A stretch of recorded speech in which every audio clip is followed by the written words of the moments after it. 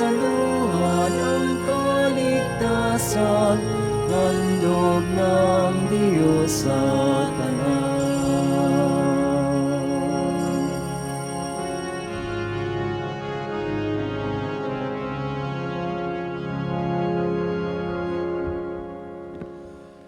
Kasama po ng mga nagpa-intensyon ngayong umagang ito sa ating banal na misa at mga intensyon ninyong lahat at ng mga sumusubaybay sa atin sa pamamagitan ng ating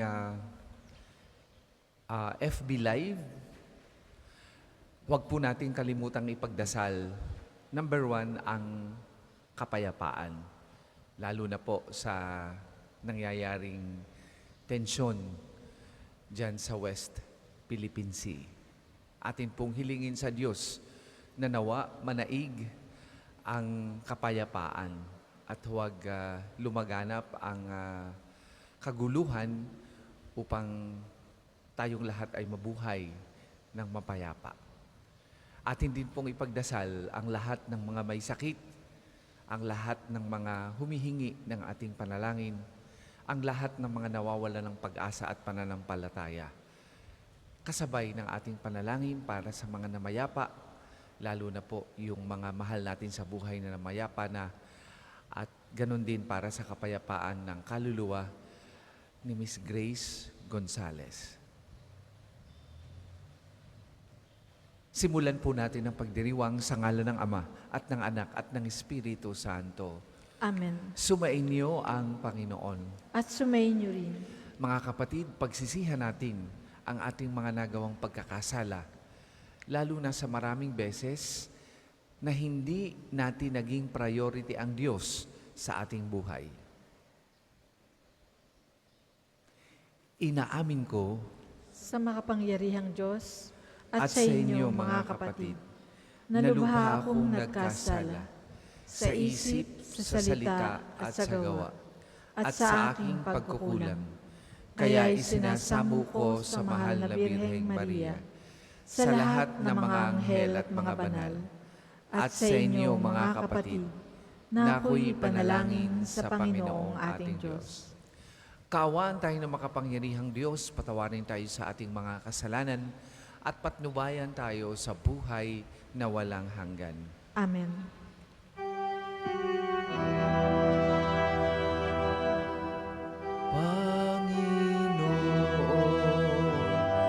Kaawaan mo kami.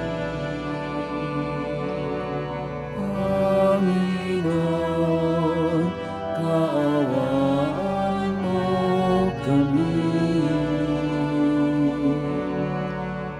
Kristo, kaawaan mo kami. Kristo, kaawaan mo kami.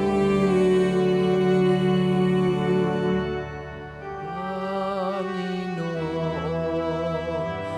kaawaan mo kami. Panginoon, kaawaan mo kami.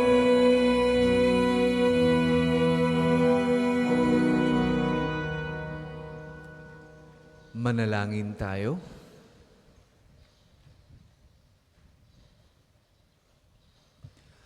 Ama naming makapangyarihan, kaming iyong mga kinupkop ay niloob mong maging mga anak sa liwanag mong kaloob. Huwag mong ipahintulot na sa katiwalian kami ay masangkot. Panatilihin mo kaming nagliliwanag sa iyong katapatang lubos na sumisikat. Sa pamamagitan ni Jesucristo kasama na Espiritu Santo, magpasawalang hanggan. Amen.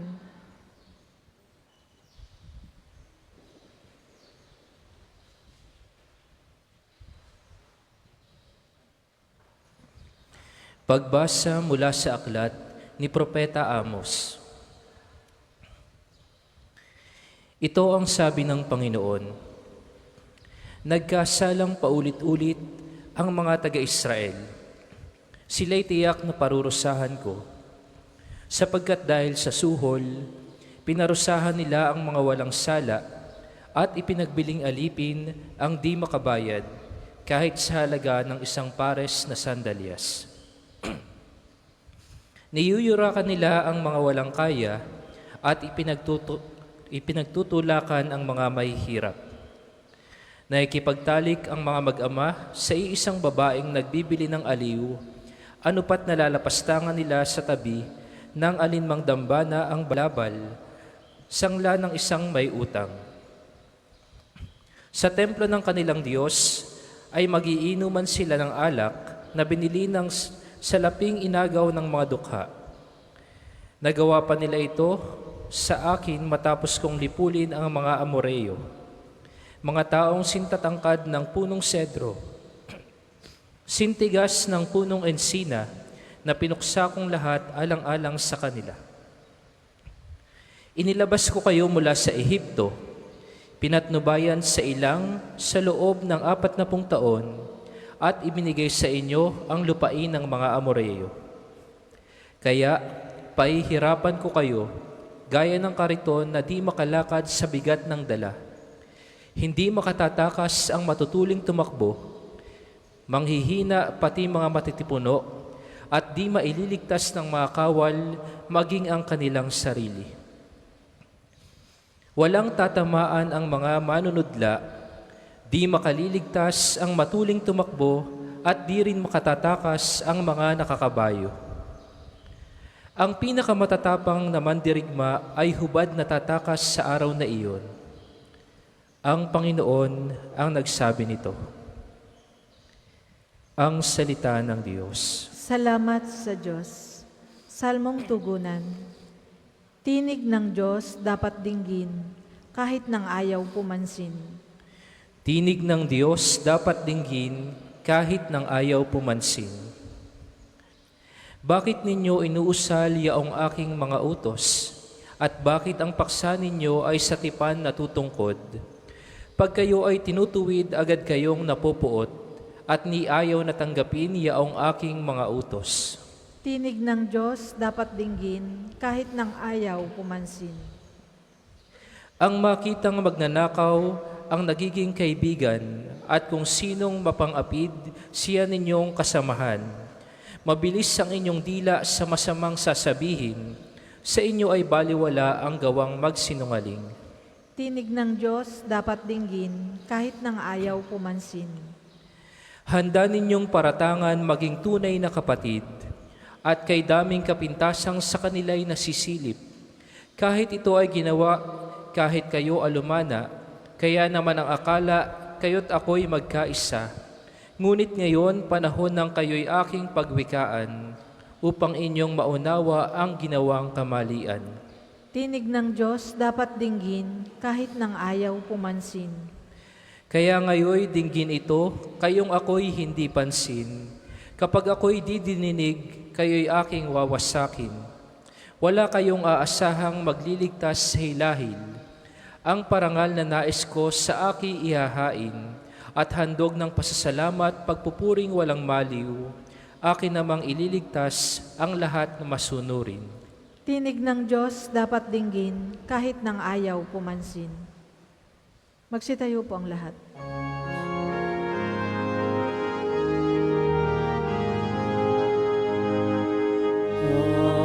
Hallelujah,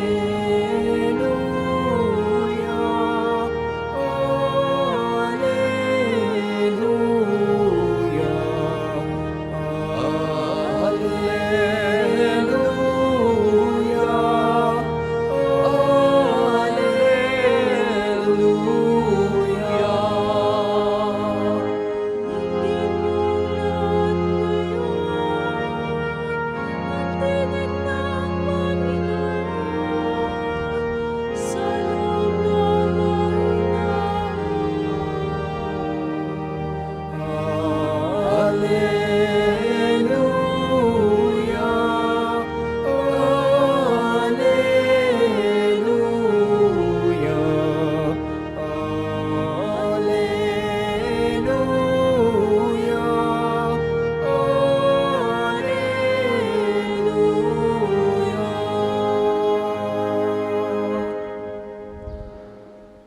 Sumainyo ang Panginoon. At sumainyo rin. Ang mabuting balita ng Panginoon ayon kay San Mateo. Papuri sa iyo, Panginoon. Noong panahong iyon, nang makita ni Jesus ang makapal na tao sa kanyang paligid, iniutos niya sa mga kasama na maghandang tumawid sa ibayo. Nilapitan siya ng isang eskriba at sinabi sa kanya, "Guro, susunod po ako sa inyo saan man kayo pumaroon." Sumagot si Jesus, "May mga lungga ang mga asong gubat at may mga pugad ang mga ibon, ngunit ang anak ng tao'y wala man lamang matulugan o mapagpahingahan."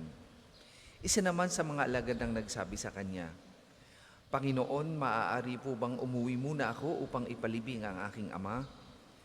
Ngunit sinabi sa kanya ni Jesus, "Sumunod ka sa akin at ipaubaya mo sa mga patay ang paglilibing ng kanilang mga patay." Mga kapatid, ang mabuting balita ng Panginoon. Pinupuri ka namin, Panginoong Hesukristo. Magandang umaga po sa inyong lahat. Magandang umaga rin po, Father. We welcome each one of you, especially our pilgrims and devotees here at the National Shrine of St. Padre Pio, who would like to join the celebration of the Mass this morning. Welcome po, o sa ngalan po, in the name of brother priests na naglilingkod dito sa Pambansang Dambana, kayo po ay malugod naming wini-welcome. Kasama na rin ng araw-araw nating maninimba and devotees dito na malapit sa area ng Pambansang Dambana. Sino ang inyong priority sa buhay? Sino ang kauna-unahan sa inyong buhay? Ang iba, pamilya. Napakaganda po niyan. No? Ang iba, boyfriend o girlfriend. Ang iba, career. Sinasakripisyo ang ibang bagay na mahahalaga sa kanya to climb the ladder of corporate world. Ang iba naman, ang priority ay pag-aaral para makatapos ng career na siyang mag-aahon o makatapos ng pag-aaral upang maiahon ang kanyang pamilya sa kanilang kahirapan, no? Ang iba naman ay popularity or yung kasikatan ang inuuna, lalo na yung mga gustong mag-artista, no? So, sa tuwing magiging priority natin ang mga ganitong bagay, or kapag ka may priority tayo, na isasakripisyo natin yung ibang mahahalaga din sa ating buhay, at ang priority natin ang siyang inuuna. Sa mabuting balita ngayong umagang ito, minumungkahi ng ating pagbasa na gawin ang Diyos na priority sa ating buhay. Huwag siyang gawing pangalawa lamang. At napakahalaga po nitong mungkahi na ito o imbitasyon na ito para sa ating lahat. Kasi kapag ginawa nating priority ang Diyos sa buhay, yung mali ay nagiging tama sa buhay natin. Kapag ginawa nating priority ang Diyos sa buhay natin, yung magulo nating buhay, yung disorganized nating buhay, ay nagiging orderly. Yung magulo nating buhay ay nagiging payapa. Kapag inuna natin ang Diyos sa ating buhay, yung mga bagay na liko-liko sa atin ay nagiging tuwid. At higit sa lahat, kapag inuna natin ang Diyos sa ating buhay,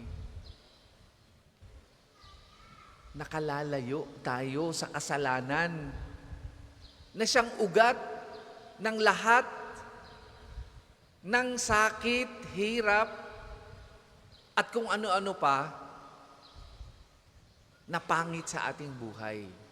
Sa unang pagbasa, narinig natin na binalaan ng Diyos ang kanyang bayang pinili. Bakit niya binabalaan? Dahil sila'y nalulung na sa kasalanan. Sapagkat naging iba ang priority nila sa buhay. Nakalimot sa Diyos. Anong nangyari sa kanila? Ang ama ng tahanan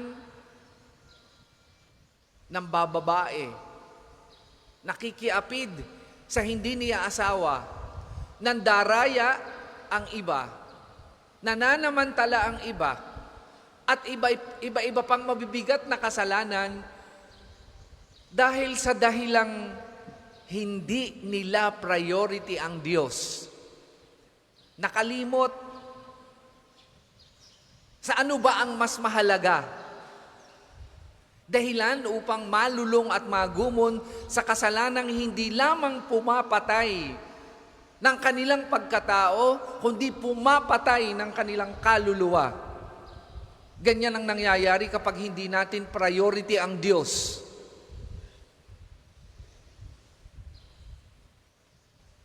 When we make God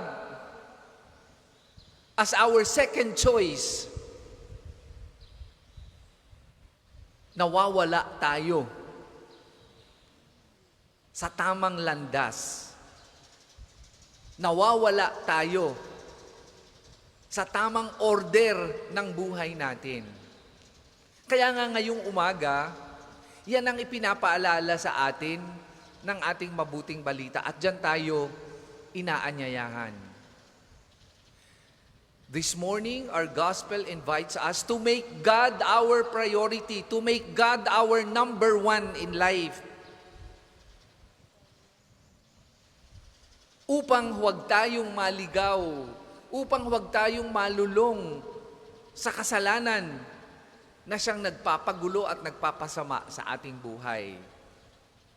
When we make God our priority, hindi lamang yung tama o yung mali ay nagiging tama, hindi lamang yung liko ay nagiging tuwid, hindi lamang yung masama ay nagiging mabuti, kapag ka ang Diyos ay priority sa ating buhay, nasisigurado natin na yung ating kaluluwa na napakahalaga kasama ng ating katawan ay nasa mabuti at payapa. Nasisiguro natin ang ating kaligtasan na siya namang dahilan kung bakit pinagsisikapan nating sumimba, kung bakit natin pinagsisikapang sumunod sa utos ng Diyos. Tatandaan natin at huwag nating kakalimutan ang utos ng Diyos. Ano ang sabi niya? Seek ye first the kingdom of God, and all these things shall be added unto you. Kapag inuna natin ang Diyos, yung lahat ng mga inaalala natin at ipinaprioritize natin, ay magiging maayos. Yung lahat ng mga concerns and worries natin ay nagiging akma sa panahon at sa pagkakataong gusto ng Diyos. Pero kapag hindi natin pinarioritize ang Diyos, nagkakabuhol-buhol ang ating buhay. Kaya ngayong umagang ito, yan ang imbitasyon sa atin na hindi natin dapat kaligtaan. Make God our priority in life. at lahat ng bagay sa buhay natin ay magiging tama at ang pinakamahalaga, maliligtas ang ating kaluluwa sa mali at kasalanang nagpapalugmok sa atin sa mundong ito na nababalot ng kaguluhan at kasalanan.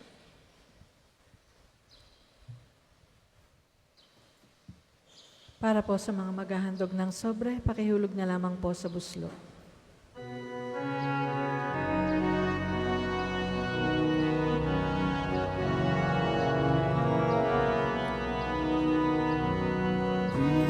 Kunin at tanggapin ang alay na ito,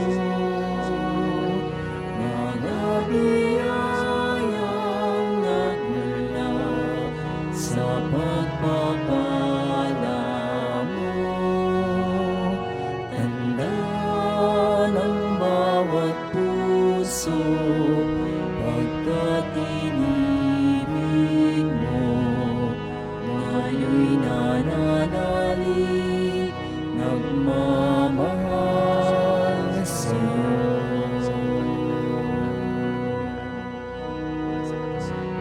Tanda ng bawat puso, pagkat inibig mo, ngayon'y nananalig, nagmamahal sa'yo. Tayo po ay magsitayo. Manalangin kay mga kapatid upang ang paghahain natin ay kalugdan ng Diyos Amang makapangyarihan. Tanggapin nawa ng Panginoon itong paghahain sa iyong mga kamay, sa kapurihan niya at karangalan, sa ating kapakinabangan, at sa buong sambayanan niyang banal.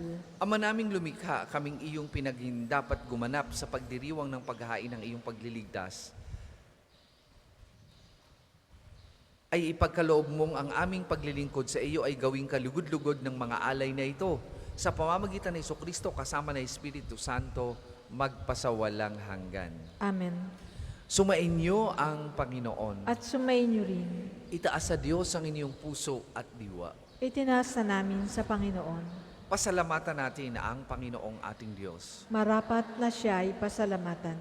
Ama naming makapangyarihan, tunay ang marapat na ikaw ay aming pasalamatan. Pinagbibigyan mong ito'y aming maihayag kahit na ito'y walang anumang maidaragdag. Sa kadakilaang sa iyo ay likas. Sa pagpupuri namin ang nakikinabang ay kami ring iyong pinakikihirapan sa pamamagitan ng iyong anak na minamahal. Kaya kaisa ng mga anghel na nagsisiawit ng papuri sa iyo, nang walang humpay sa kalangitan, kami nagbubunyi sa iyong kadakilaan.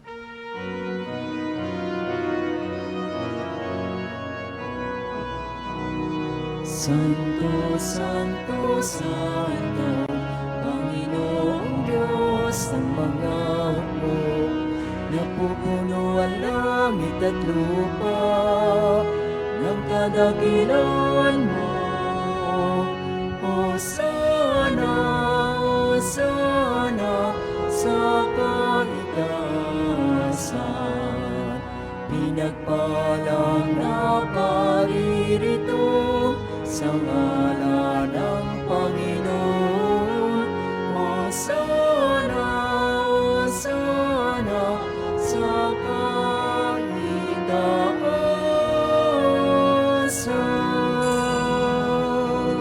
Kung hindi po kayang lumuhod, manatili pong nakatayo ng may paggalang. Ama naming banal, ikaw ang bukal ng tanang kabanalan, kaya't sa magitan na iyong Espiritu gawin mong banal ang mga kaloob na ito, upang para sa aming maging katawan at dugo ng aming Panginoong Hesukristo. Bago niya pinagtiis ang kusang loob na maging handog, hinawakan niyang tinapay, pinasalamatan kanya, pinaghati-hati niya yun, iniabot sa kanyang mga alagad at sinabi, "Tanggapin ninyong lahat ito at kanin. Ito ang aking katawan na ihahandog para sa inyo."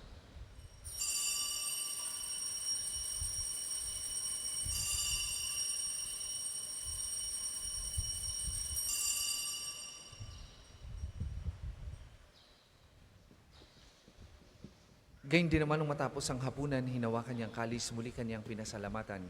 Iniabot niya ang kalis sa kanyang mga alagad at sinabi, "Tanggapin ninyong lahat ito at inumin. Ito ang kalis ng aking dugo, ng bago at walang hanggang tipan. Ang aking dugo na ibubuhos para sa inyo at para sa lahat. Sa ikapagpapatawad ng mga kasalanan, gawin ninyo ito sa pag-alaala sa akin.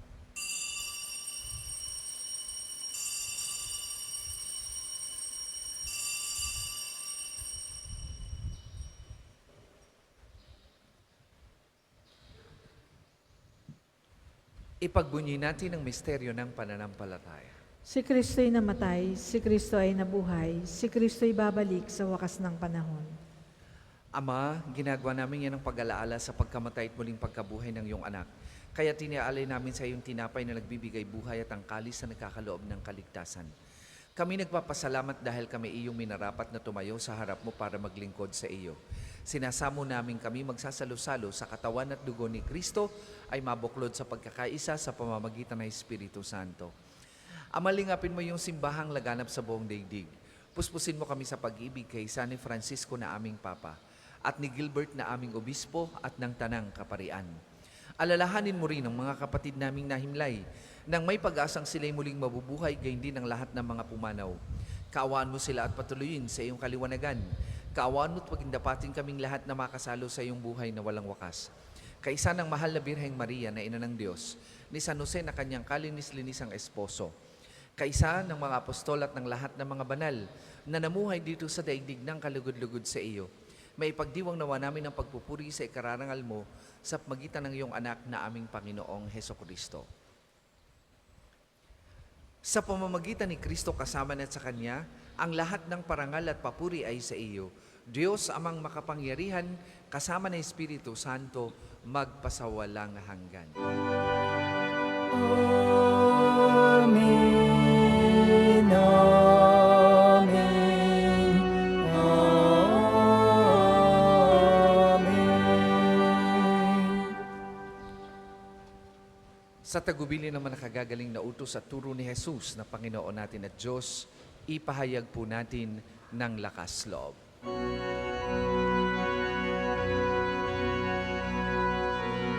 Amin. Sumasalangit ka, sambahin ang ngalan mo. Mapasamin ang kaharian mo. Sundin ang loob mo dito sa lupa para nang sa langit. Bigyan mo kami ngayon ng aming kakanin sa araw-araw. At patawarin mo kami sa aming mga sala para ng pagpapatawad namin sa nakakasala sa amin. At huwag mo kaming ipahintulot sa tukso at iyan mo kami sa lahat ng masama. Hinihiling namin kami adya sa lahat ng masama, pagkalooban ng kapayapaan araw-araw, iligtas sa kasalanan at ilayo sa lahat ng kapahamakan. Samantalang aming pinananabikan ang dakilang araw ng pagpapahayag ng tagapagligtas naming si Heso Kristo. Sapagkat iyo ang kaharian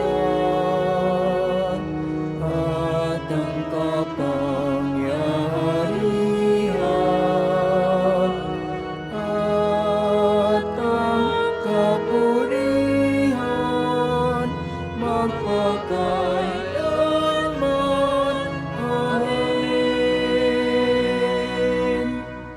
Panginoong Hesukristo, sinabi mo sa iyong mga apostol, kapayapaan ang iniiwan ko sa inyo, ang aking kapayapaan ang binibigay ko sa inyo. Tunghayan mo ang aming pananampalataya at huwag ang aming mga pagkakasala. Pagkalooban mo kami ng kapayapaan at pagkakaisa ayon sa iyong kalooban, kasama ng Espiritu Santo, magpasawalang hanggan. Amen. Ang kapayapaan ng Panginoon ay lagi pong sumainyong lahat. at sumainyo rin. Magbigayan po kayo at maghangad ng kapayapaan sa isa't isa.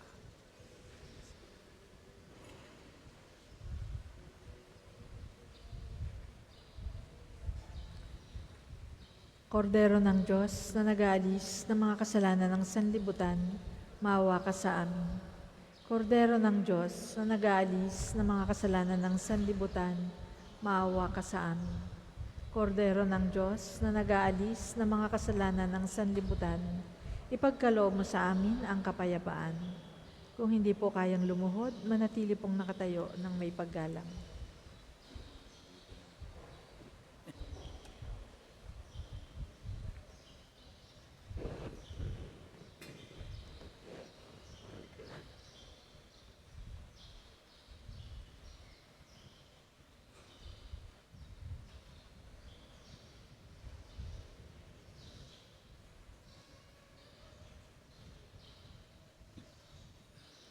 Mga kapatid, ito ang kordero ng Diyos. Ito ang nag-aalis ng mga kasalanan ng sanlibutan. Mapalad ang mga inaanyayahan sa kaniyang banal na piging. Panginoon, hindi ako karapat-dapat na magpatuloy sa iyo. Ngunit sa isang salita mo lamang ay gagaling na ako.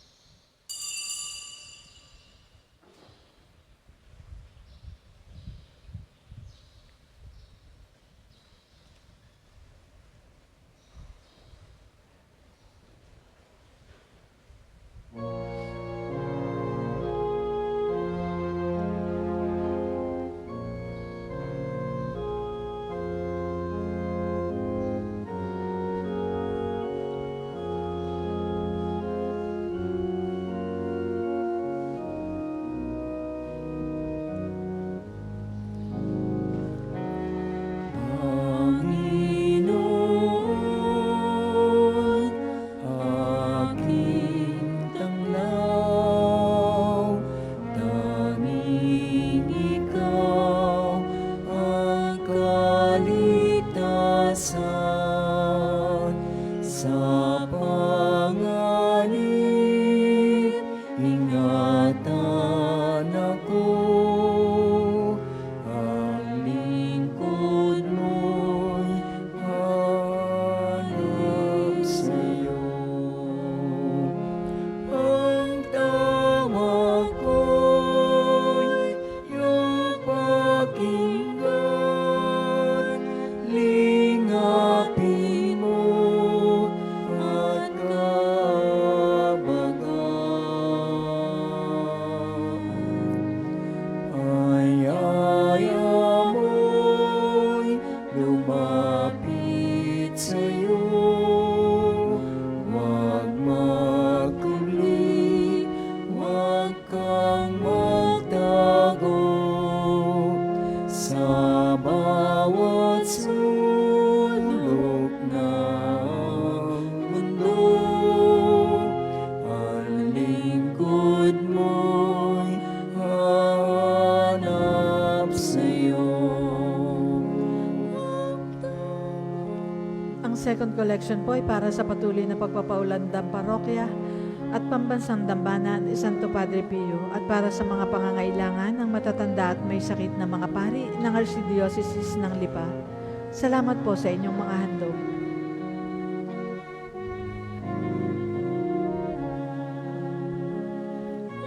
Tawag ko'y iyong pakinggan, lingapin mo at kabagan. Panginoon, aking tanglaw, tanging ikaw ang kaligtasan. Sama-sama inaya mo ako, ang sugo mo umiibig sa'yo.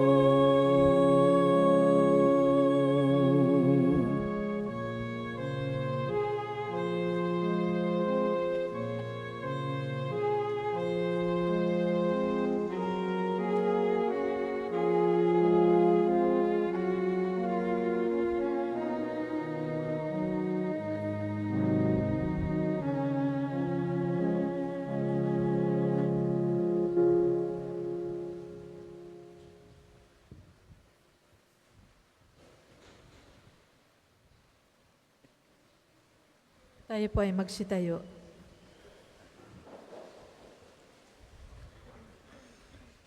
Manalangin tayo.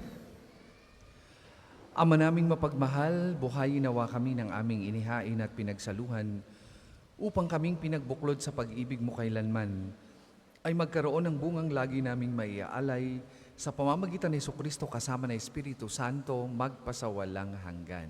Amen. Panalangin ng pagtitiwala kay Santo Padre Pio. Tayo pong lahat. Padre Pio, taga Pietrelcina, mongheng banal, pintakasing santo ng milenyong kasalukuyan, gabay namin sa pagtahak sa landasing makalangit, takbuhan sa pangangailangan, huwara ng pagtitiis. Sa iyo namin inilalapit aming mga kagipitan. Sa iyo po ay binibilin, kalusugan at kabuhayan.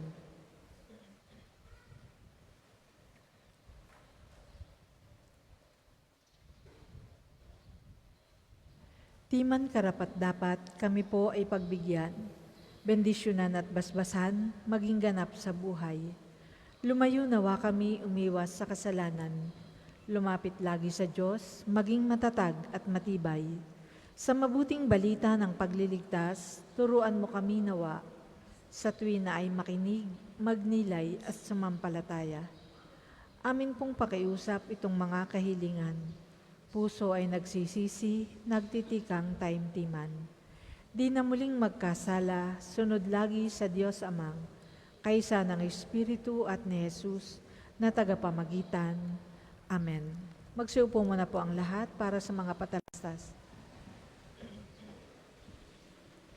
Una, sa inyong pagdalaw sa pambansang dambana, mangyaring pakaingatan ng inyong mga personal na gamit.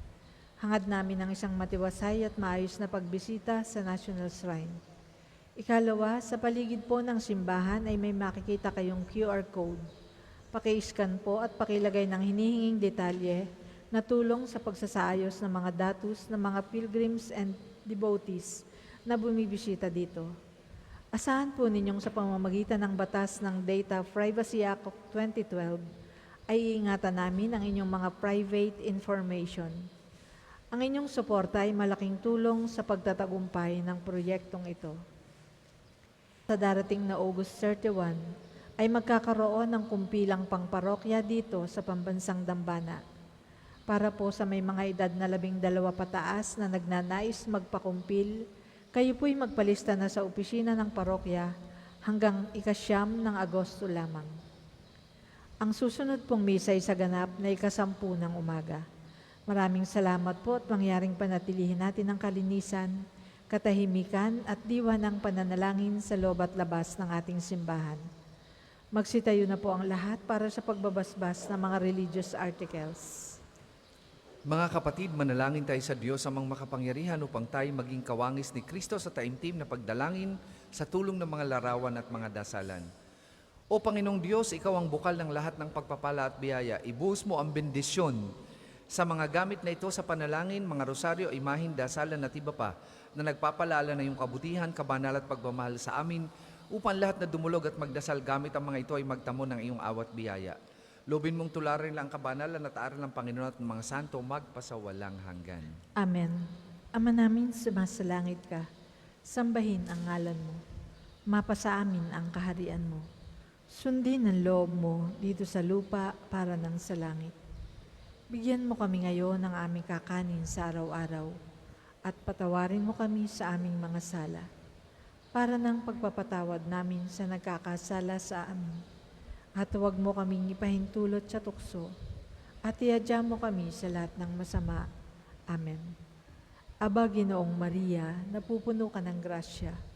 Ang Panginoong Diyos ay sumasa iyo. Bukod kang pinagpala sa babaeng lahat, at pinagpala naman ng iyong anak na si Jesus. Santa Maria, Ina ng Diyos, ipanalangin mo kaming makasalanan, ngayon at kung kami mamamatay. Amen. Luwalhati sa Ama at sa Anak at sa Espiritu Santo, kapara noong unang-una, ngayon at magpasawalang hanggan. Amen. Luwalhati sa Ama at sa Anak at sa Espiritu Santo, kapara noong una, ngayon at magpasawalang hanggan. Amen.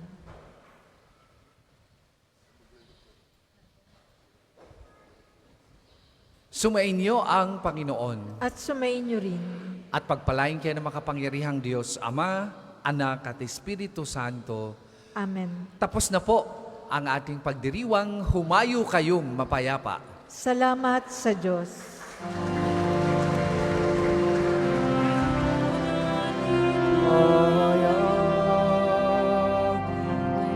Ang pagkalingayaman, isang buhay, pag-ibig at katarungan, tanda ng kanyang kaharian.